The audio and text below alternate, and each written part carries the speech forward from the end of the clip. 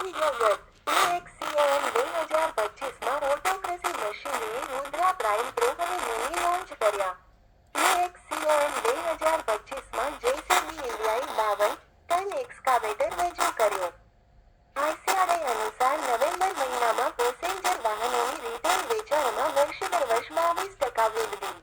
River મોબિલિટીએ 20,000 ઇન્ડી scooter ઉત્પાદનનો milestone હાંસલ કર્યો. ઓટો પાર્ટ્સથી સિસ્ટમ્સ સુધી, વિવિધ ટોર્ક ટ્રાન્સફર કેવી રીતે પોતાની વૃદ્ધિની રણનીતિને નવી દિશા આપી રહી છે. TTM અને NISE દ્વારા ભારતીય પરિસ્થિતિઓ હેઠળ ટોયોટા મિરાઈનું પરીક્ષણ. EXCON 2025માં વોલ્વો સીઈ ઇન્ડિયાએ મેડ ઇન ભારત EC215 એક્સ્કાવેટર રજૂ કર્યો.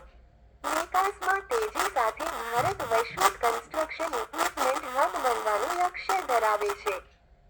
EXCON 2025માં એસ્કોર્ટ્સ કુબોટાએ BSV અનુકૂળ કન્સ્ટ્રક્શન ઇક્વિપમેન્ટ શ્રેણી રજૂ કરી.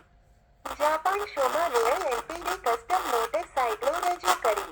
ઓડી ગ્રુપ સાથેની વ્યૂહાત્મક ભાગીદારી હેઠળ આસ્ટે ઇટાલ ડિઝાઇનમાં બહુમતી હિસ્સો મેળવ્યો. સુવિધા વિલંબ બદલ ઓલેક્ટ્રા ગ્રીનટેક પર ₹2.58 કરોડનો દંડ. આગામી IPO પહેલા રેલીની મોબિલિટીએ જાહેર રૂપાંતરણની પ્રક્રિયા શરૂ કરી.